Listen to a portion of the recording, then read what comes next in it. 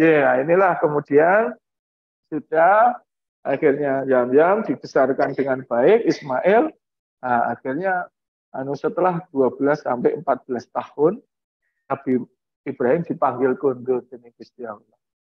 Di surat Al-Baqarah 127. Wa id yarfa'u Ibrahim qawaidah minal baiti wa is. Kamu Ibrahim pulang yarfa'u meninggikan. Qawaid itu qaidah, dasar, pondasi.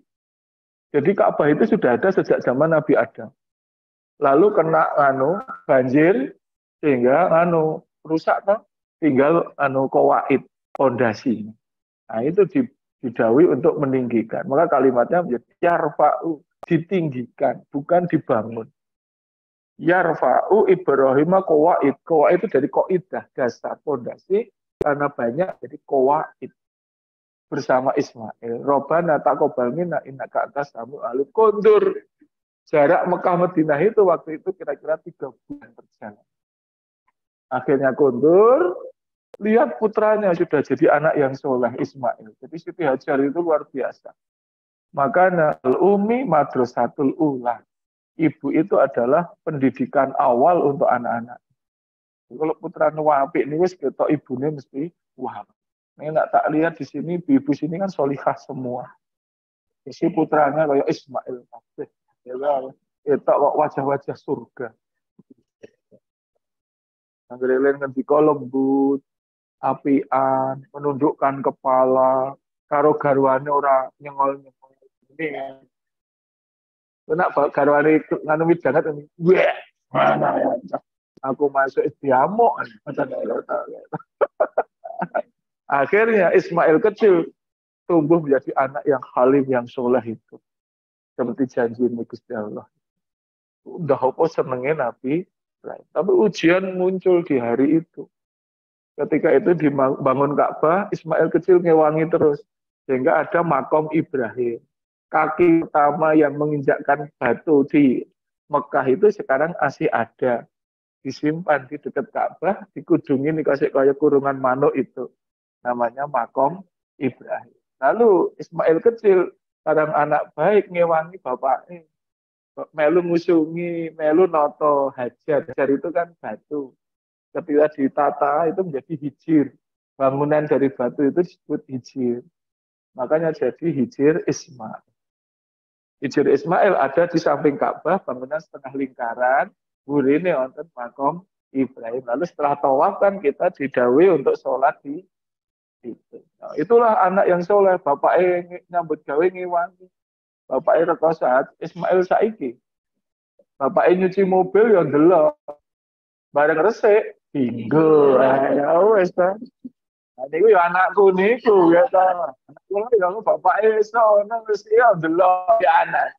Bareng kok ora ketok atau bocah iki, bareng wis resik iki metu wis macak ada mobilnya tinggal. Padahal aku tukang cuci wah ya ngoten gitu. Nggih, apa ibuke ingkul nyapu gitu ngepel dadang masak ngono ya wi anan. Bareng wis siap ya melu anak-anak. Gitu. Tapi Ismail itu luar biasa. Apik banget. Wis sayang. Ngono kok didhawuhi nyembelih pengorbanan yang kedua. Anak bocah itu ngengkel ngono kae sekecap do sekecap. Mendelik malah tambah mendelik. Ah niku lak ya wis ben pites sisan ngoten kata. Iku wis tegel apalagi Ismail yang baik. Akhirnya balago mausa ya ketika mereka sudah sampai mahausa ya. Mausa ya itu waktu bisa berusaha. Balago mausa ya qala ya bunayya wahai anakku ini arafil manami ya anni atbahuka aku ngimpi manami untuk menyembelih kowe.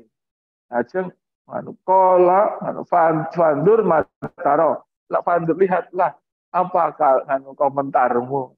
Qala ya abatif al-maktu maru satajiduni insyaallah ma'asobirin. Monggo Romo kalau badhe dipun beles. Mugi-mugi panjenengan dados piantun ingkang sabar. Luar biasa. Dia jenenge orang pilihan. Nah, lajeng malam tanggal 8 kan bermimpi.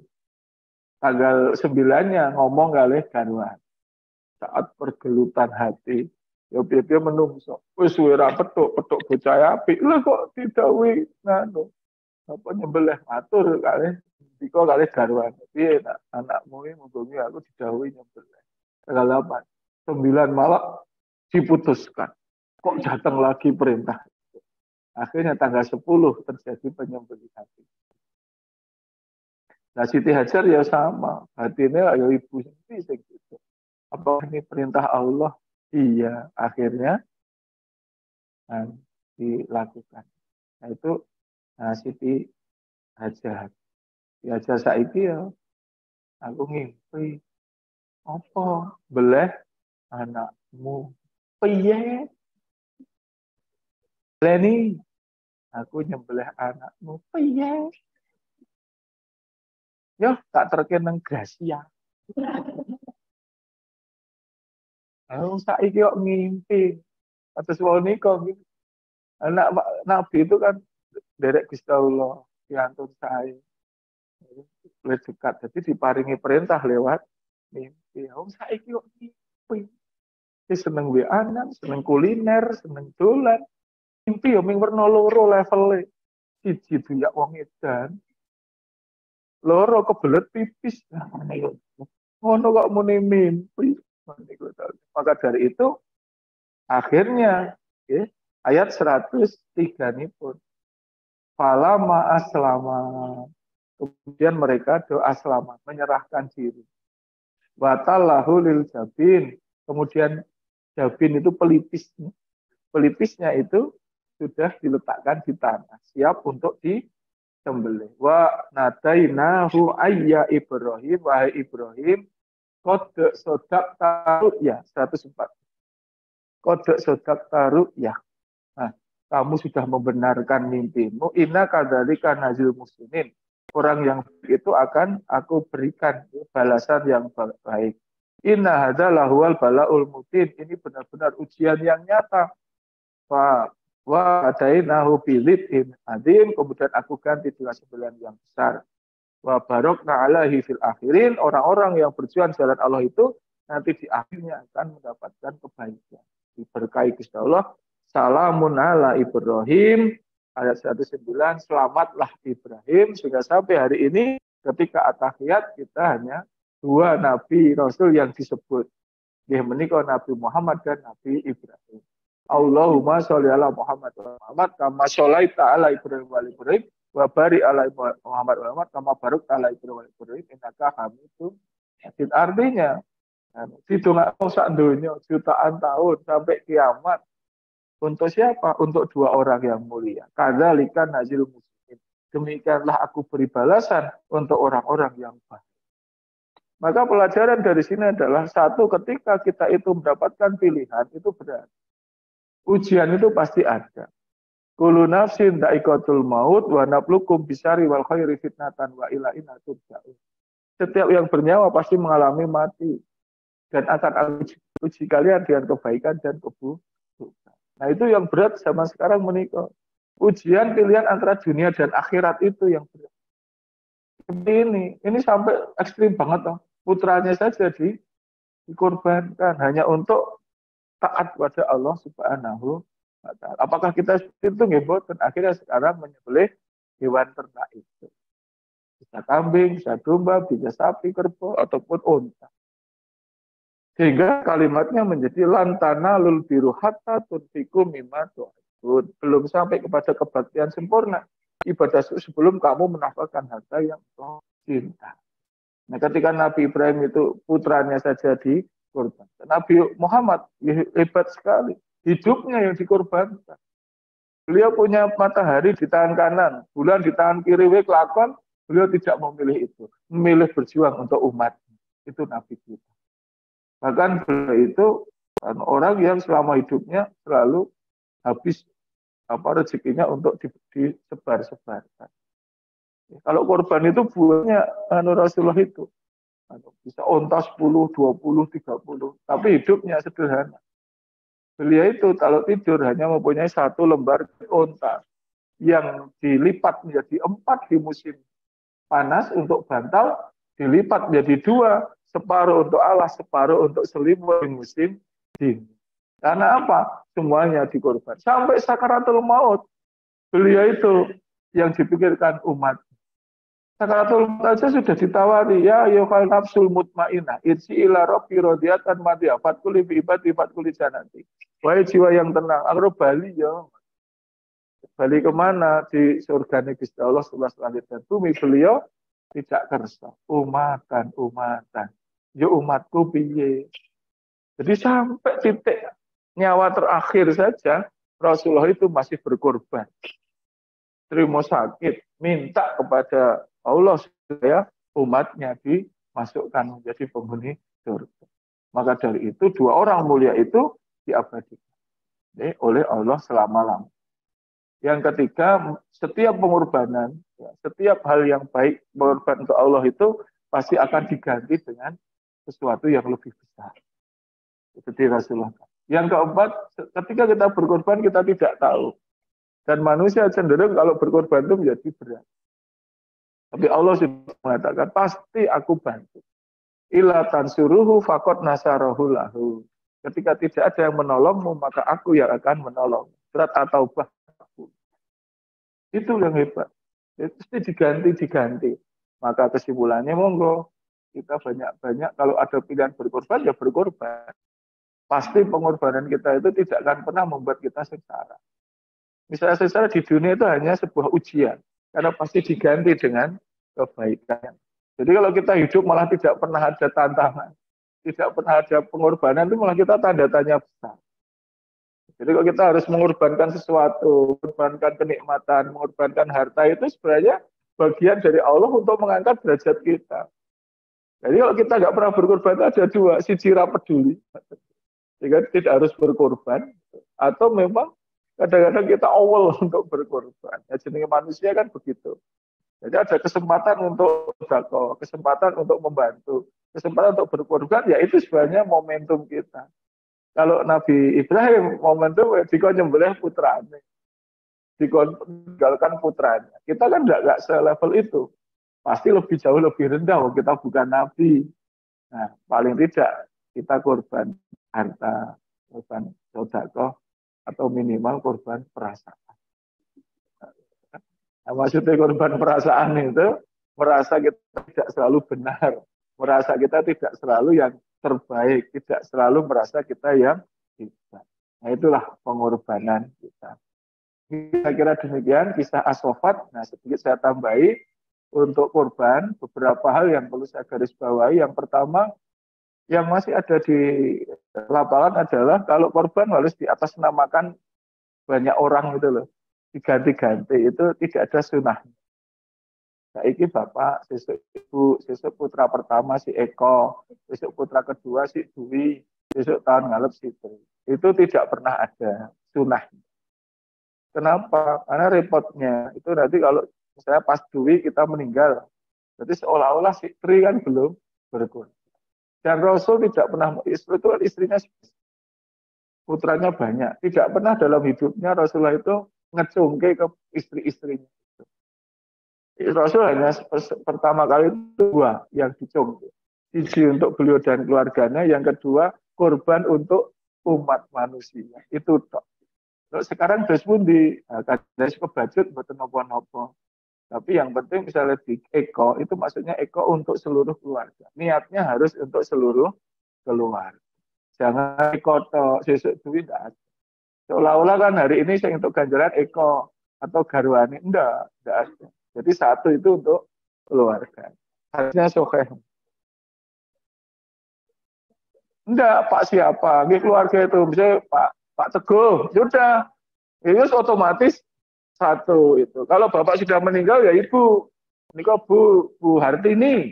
Berarti itu keluarga Bu Hartini. Tapi ada yang ini status anakku ya mantep-mantepan. Tapi ya ke depan untuk diluruskan. Yang kedua itu banyak yang berpendapat kewajiban bahwa ibu korban harus nunggui penyembelihan. Itu tidak ada. Apalagi berdoa itu tidak ada. Tapi kan masih banyak. Wah, kudu teko, kudu nunggoni. Itu tidak boleh. Nggak ada, aturan itu nggak pernah ada. Kalau itu maka sunahnya nggak ada. Kalau ia menyulitkan, kalau itu disunahkan. Sing kaji itu rano sing ketompo korban. Kaji itu nggak membayar tengisor tangga nih atau terbang itu. Oh no, kaji golek wedus. Wedus jutaan ono sik wedus endi le boleh nanti. Oh nah niat kasih do kaji minggu golek wedus. Dia kayak golek wedus malah orang situ gitu nggak ada mulai ngomong ya. Maka indahnya gitu. Rasulullah itu selalu tidak menyulitkan hambanya. Pak Edewe itu sing sok nambah-nambah itu. Ning Pak Ustad nak nunggoni asal bonten, nak nunggoni ya oleh, wong mbok keloni wae oleh ya. Men nunggoni nah mbok keloni ya oleh, ndongani oleh ya oleh. Allahumma barik lana ya. Artinya sunnah itu nggak pernah ada. Aneh nih, nak niku dadi syarat. Mesake no, wong daleme Jakarta, Papua ngono. Yuk korban daerah asal, yuk mulai. Mulai pesawatnya, gue tuku sapi wis entuk. Jadi artinya kadang-kadang kita itu nambah-nambahi, itu tidak perlu. Kita harus nunggu nih, ya jangan pernah mengatakan itu sunnah dan itu yang abdul. Pokoknya abdul-abdulan. Abdul ya apa? Abdul Dawud kok.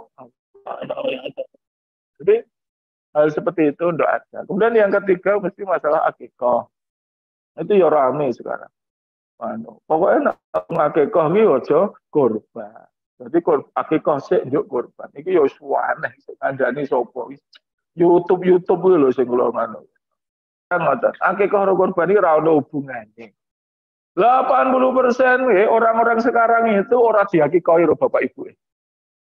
Kenapa? Dulu itu satu awam udah hari kurang. Penjenengan sukses kan aslinya biar orang mistis ngene gitu. Kadang harus go mangan wae kurang. Ngono kok kan. Ya nomor loro kan syaratnya itu satu mampu secara ekonomi, dua mampu secara ilmu. Dulu itu kan ngaji ora kok saiki. Ya lah ya ora wong biyen iki kekan iki apa. Ya ora dikekai, ya sampun ndak apa-apa. Jadi tidak ada kewajiban juga kita ngekai awake dhewe itu ndak ada tuntunan. Lah sing kekan kan orang tuanya. Wis itu ya rampung dongake mugi-mugi diapura dening Gusti Allah. Anak masih hidup, yuk kita dipengin ngekai ya monggo. Ane sing dikekai kok ndelondang ngono. Ya ora apa-apa, kowe kan cilik dengan-enake. Digendong muter, wis semene apa dipotong.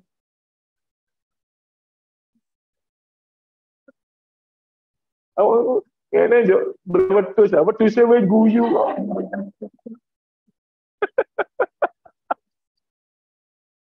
Tapi saged ning duwite dicaoske bapake atau ibuke yang niat bapak ibuke. Iki biar dong tak kekai, saiki duwe duit, sesuk tak kekai. Tapi nak sudah seto, ya pun, usaha kok di atas nama ke orang tua. Kalau saran saya, kalau punya uang, tidak usah. Orang yang meninggal itu sudah putus ibadah, sudah gugur, tidak ada kewajiban apapun.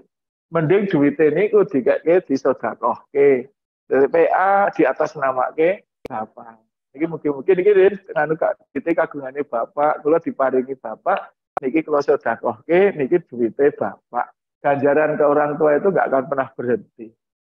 Muantek selama TPA itu dinggo, tiap hari pahala mengan. Jadi tidak ada hubungan. Wah kekan, ya kekan, nopo korban ya.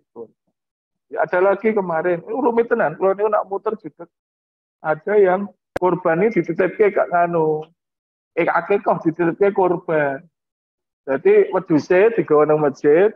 Iki belahke akikahku, yuk dimasak. Secara hukum ya nggak apa-apa, tapi secara tujuan akikah tidak kena.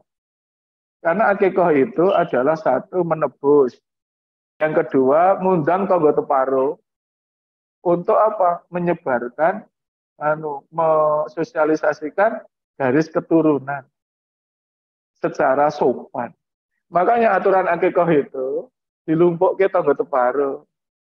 Makanya akikah tidak boleh dibagi dalam bentuk daging. Kudu dimasak.